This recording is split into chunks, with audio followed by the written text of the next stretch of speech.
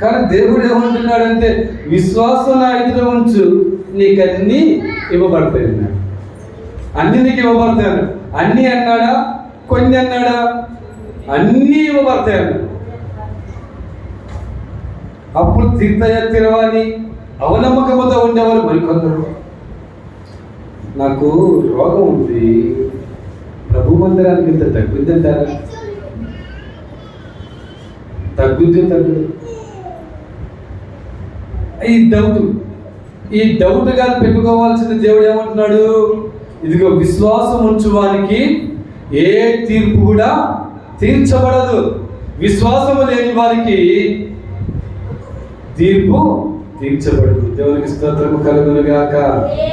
హల్లెలూయా, హల్లెలూయా. ఎందుకంటే ఆ వ్యక్తి విశ్వాసము లేదు కనుక, విశ్వాసము దేవుని యందు ఉంచలేదు కనుక ఆ వ్యక్తి పట్ల ఏది కూడా జరగడం లేదు, తన యొక్క జీవితంలో ఏది కూడా నెరవేర్చబడడం లేదు. కానీ నువ్వు విశ్వాసం ఉంచాలని దేవుడు ఆశిస్తున్నాడు. Praise the Lord. Hallelujah, hallelujah. నువ్వు విశ్వాసం ఉంచాలి. విశ్వాసం ఉంచితే నా దేవుడు తప్పకుండా నీ జీవితంలో నెరవేరుస్తాడు. దేవునికి స్తోత్రం. హల్లెలూయా, హల్లెలూయా.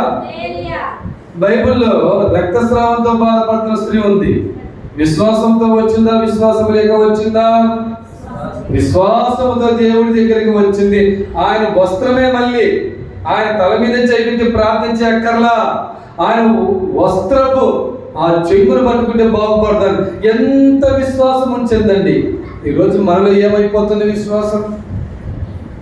ఏమైపోతుంది విశ్వాసము? దేవునికి స్తోత్రం.